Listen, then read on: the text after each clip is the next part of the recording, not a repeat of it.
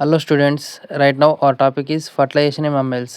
ఈ క్వశ్చన్ ఎలా వస్తుందంటే ఎగ్జామ్లో explain the fertilization in mammals లేదా discuss the fertilization in mammals లేకపోతే write essay on fertilization in mammals ఈ 3 టైప్స్లో ఈ క్వశ్చన్ రావచ్చు. ఫస్ట్ ఫర్టిలైజేషన్ డెఫినేషన్ తెలుసుకుందాం. Fertilization the fusion of male gamete and female gamete to form zygote is called fertilization. Okay, it occurs in we take here mammals and continues in mammals it is normally occur in ampullary ischemic junction of oviducts. Fertilization ఎక్కడ జరుగుతుందంటే ఫీమేల్లో జరుగుతుంది.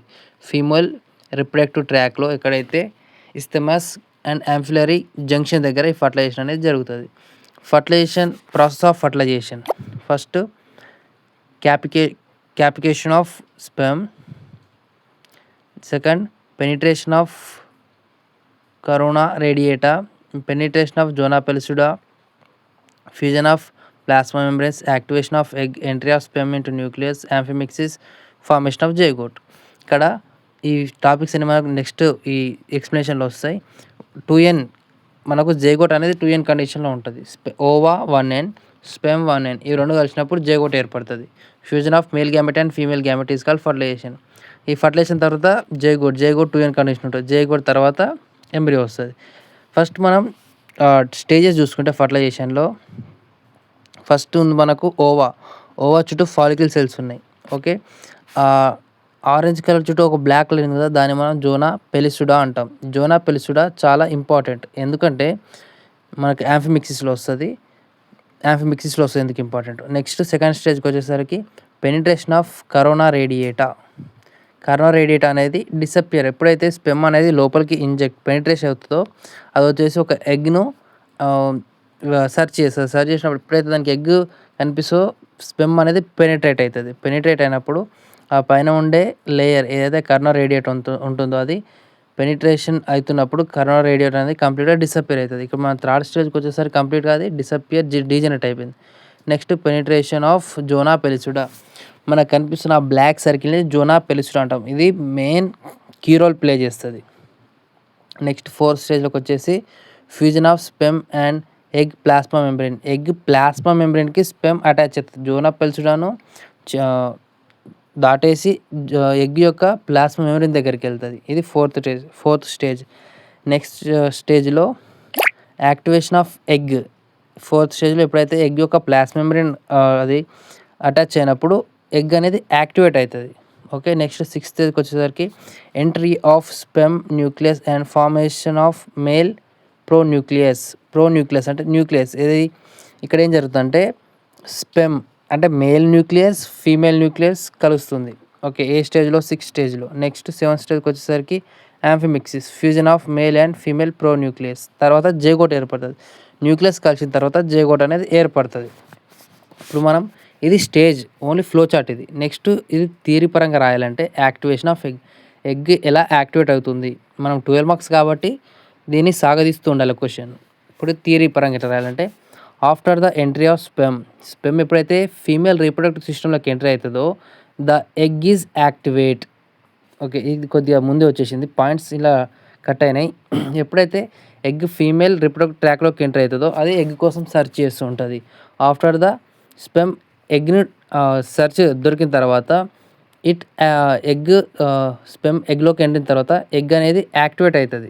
ఎలా activate అవుతుంది అంటే this prevents entry of other స్పెమ్స్. ఇక్కడ పాలిస్పెర్మీ ఇది ఏర్పడుతుంది. ఏంటంటే ఇప్పుడు జోనా పెలిసుడా ఉంది కదా, జోనా పెలిసుడా ఏం చేస్తుంది, ఒక స్పెమ్ లోపలికి వెళ్తే నెక్స్ట్ ఎలాంటి స్పెమ్ రాకుండా అది గట్టిగా ఒక కవచం లాగా ఏర్పడుతుంది, ఒక బ్యారియర్ లాగా ఏర్పడుతుంది. మెకానిజం ఎట్లా జరుగుతుంది అంటే electric blocks, first depolarization of egg membrane and cortical reaction, release of cortical granules, change of zona pellucida దాన్ని జోనా రియాక్షన్ అంటాం, form fertilization membrane. Second completion of second mitotic division, metabolic activation of egg. ఎప్పుడైతే sperm అనేది లోపలికి వెళ్ళినప్పుడు జోనా పెలిసుడా అనేది థిక్గా మారి ఇంకో స్పెమ్ రాకుండా దాన్ని ప్రివెంట్ చేస్తుంది. దాన్నే పాలిస్పెర్మీ అంటాం. ఓకే, ఇది మెకానిజం. నెక్స్ట్ యాంఫిమిక్సిస్ అంటే it is the fusion of male and female pronucleus to form diploid nucleus in zygote.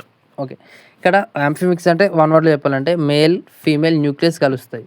ఇప్పుడు male nucleus 1n condition, female nucleus 1n condition. ఎప్పుడైతే ఈ రెండు కలుస్తాయి అప్పుడు 2n కండిషన్లోకి వస్తుంది. దాన్ని మనం జైగోట్ అంటాం. స్టెప్స్ వచ్చేసి male and female pronucleuses comes closer, అవి రెండు దగ్గరికి వస్తాయి. Next their nucleus membrane and nucleus disappears. Nucleus membrane and ఏదైతే మెంబ్రేన్ ఉంటుందో అది డిసపియర్ అవుతుంది. క్రోమోజోమ్స్ ఆర్ ఇంటర్మింగిల్ అంటే ఏదైతే ఫీమేల్ అండ్ మేల్ క్రోమోజోమ్స్ ఉంటాయో అవి మింగిల్ అంటే కలిసిపోవడం. ఓకే, నెక్స్ట్ ఫోర్త్ పాయింట్ వచ్చేసి a diploid nucleus is formed. This is amphimixis. The resulting cell is called zygote. ఇక్కడ రిజల్ట్ వచ్చేసి ఏం ఫామ్ అవుతుంది? జైగోట్ ఫామ్ అవుతుంది. మేల్ న్యూక్లియస్, ఫీమేల్ న్యూక్లియస్ ఇవి రెండు కలిసినప్పుడు అది డిప్లాయిడ్ న్యూక్లియస్గా ఫామ్ అవుతుంది. డిప్లాయిడ్ అంటే మనకు 2n కండిషన్. అవి ముందు హ్యాప్లాయిడ్గా ఉంటాయి. న్యూక్లియస్ మెంబ్రేన్ న్యూక్లియస్ డిసపియర్ అయిన తర్వాత అవి రెండు ఇంటర్మింగిల్ అవుతాయి, లేకపోతే అటాచ్ అయినప్పుడు మనకు జైగోట్ అనేది ఫామ్ అవుతుంది. జస్ట్ సమ్మరైజ్ చూసుకుంటే sperm and ova is fusion అవుతుంది. ఫ్యూజన్ అయినప్పుడు ఎగ్ అనేది యాక్టివేట్ అవుతుంది. ఎంట్రీ ఆఫ్ మేల్ ప్రోన్యూక్లియస్ అనేది స్పెమ్ నుంచి బయటకు వస్తుంది. బయటకు వచ్చి ఫీమేల్ న్యూక్లియస్తోని అది ఇంటర్మింగిల్ అవుతుంది. ఇంటర్మింగిల్ అయినప్పుడు అదే దాన్ని మనం యాంఫిమిక్సిస్ అంటాం. యాంఫిమిక్సిస్లోనే జైగోట్ అనేది ఏర్పడుతుంది. ఓకే, ఇది ఫర్టిలైజేషన్ ఇన్ మమ్మల్స్. ఇలా ఎంబ్రియో అనేది నెక్స్ట్ జైగోట్ తర్వాత వచ్చేది ఎంబ్రియో. ఓకే, నెక్స్ట్ ఫర్టిలైజేషన్లోనే మనకి ఇంకా 2 వర్డ్స్ ఉంటాయి, ఫర్టిలైజిన్ అండ్ యాంటీ ఫర్టిలైజిన్. ఇది కూడా అటాచ్మెంట్తో వస్తుంది దీనికి. ఫర్టిలైజిన్ అంటే fertilizin is present on the egg surface discovered by Lillie in 1919. Fertilizin is a glycoprotein, molecular weight is 3 lakhs, has many binding sites for anti fertilizin. Fertilizin అనేది ఇది ఎక్కడ ఉంటుంది అంటే ఎగ్ పైన ఉంటుంది. ఎందుకంటే ఇది స్పెమ్ని అటాక్ పెనిట్రేట్ కోసం యూజ్ చేయడానికి. ఎప్పుడైతే స్పెమ్ వస్తుందో అది దీన్ని అటాక్ చేసుకుంటుంది. దీని ద్వారా స్పెమ్ అనేది లోపలికి వెళ్తుంది. ఈ ఫర్టిలైజిన్ వల్ల యాంటీ ఫర్టిలైజిన్ వల్ల యూజ్ ఏంటంటే మనకు నెక్స్ట్ ఇంపార్టెన్స్లో వస్తుంది. దీన్ని లిల్లీ అనే సైంటిస్ట్ 1919లో కనుక్కున్నాడు. ఇది ఒక గ్లైకోప్రోటీన్, దీని మాలిక్యులర్ weight ఇది anti fertilizin binding site. Next anti fertilizin ఏమో ఎగ్లో ఉంటుంది, యాంటీ ఫర్టిలైజిన్ ఏమో స్పెమ్లో ఉంటుంది. సర్ఫేస్ పైన present on sperm surface and acidic protein, ఇదేమో గ్లైకోప్రోటీన్, ఇదేమో యాసిడిక్ ప్రోటీన్, మాలిక్యులర్ weight 1000.